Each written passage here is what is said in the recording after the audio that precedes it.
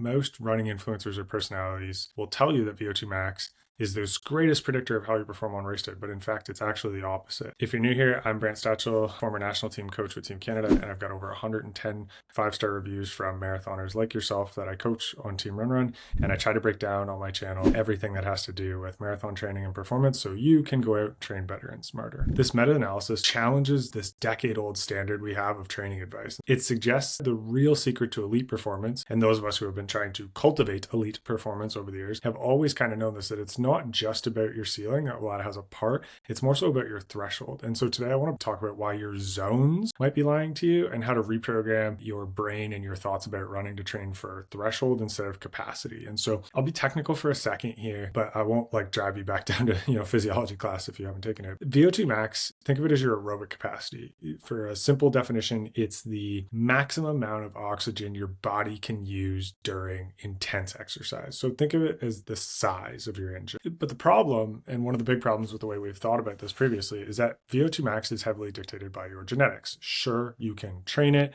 but you have a genetic limit.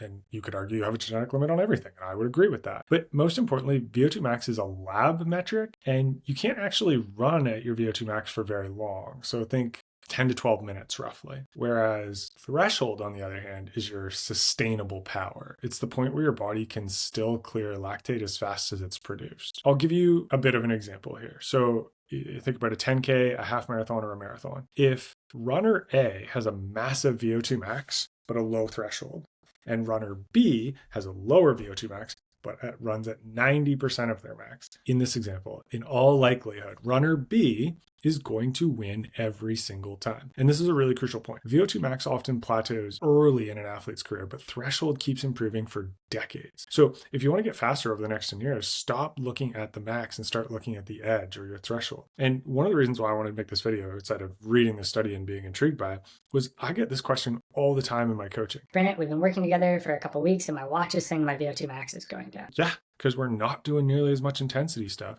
We're not cranking hard workouts. And I'm going to talk about that a little bit later about why that approach is. Let's look at this data from the study. So the study is by a researcher called Dominique Hansen and his team. And it's not just a small trial, it's a meta-analysis. So a study of all the studies we have, or at least that met the inclusion criteria. And they looked at how we prescribe exercise. For years, the gold standard has been this percentage-based training. You know the drill: run 70% of your heart rate max or 80% of your VO2. And, I've talked about this in previous videos, but there's no physiological switch that at 70% you're in the right zone, but 69% or 71% it's different. This study found massive flaw in this. Everyone's physiology is different. 70% of max heart rate might be an easy zone 2 jog for me, but for you or somebody it might actually be crossing a metabolic threshold. And so if we both follow the same percentage plan, one of us might be overtraining and the other of us might be undertraining. Dominique and his team found that when they switched percentage-based to threshold-based prescriptions, the results were night and day. Not only did the athletes get faster, but their metabolic health markers such as insulin sensitivity, blood pressure improved significantly more. And I want to pause on that point for a second because you see a lot of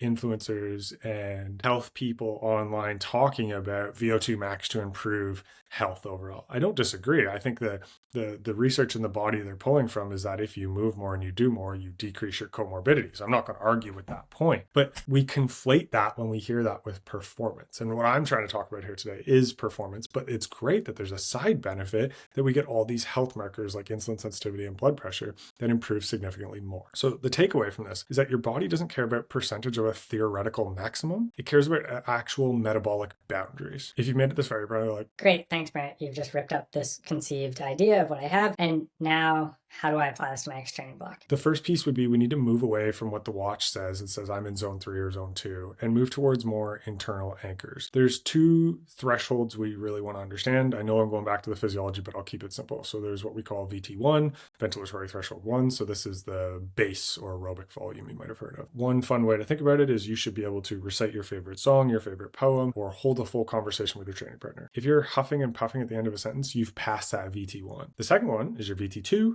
or ventilatory threshold 2, and it's the real threshold. This is what we would describe in some of the research as comfortably hard pace. So you can speak in 3-word bursts.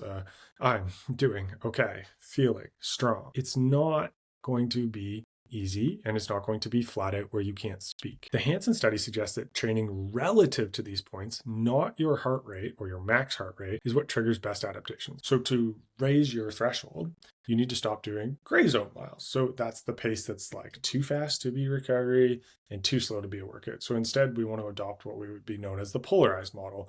And you might commonly have heard of this as 80-20. I'm not saying the exact principles of 80-20 are correct, but a polarized model describes that you work both ends of the poles and the middle as appropriately. And you want to keep most of your runs strictly below that VT1 or that ventilatory threshold 1. And so 20% of your intervals should be sitting right below or at or slightly above your VT2. I mentioned earlier that one of the questions I get asked from my coaching clients all the time is, my VO2 max is going down. Yeah, it probably is. But there's a hidden benefit to doing it this way. The things that you're doing to make your VO2 max go up are not something that's going to have a high likelihood that you will have longevity in the sport. And so when you constantly chase the VO2 max metrics on your watch and you're doing high intensity, high stress work, it's hard on the central nervous system, it's hard on the hormonal system, and it's hard on the joints and the muscles and tendons and ligaments.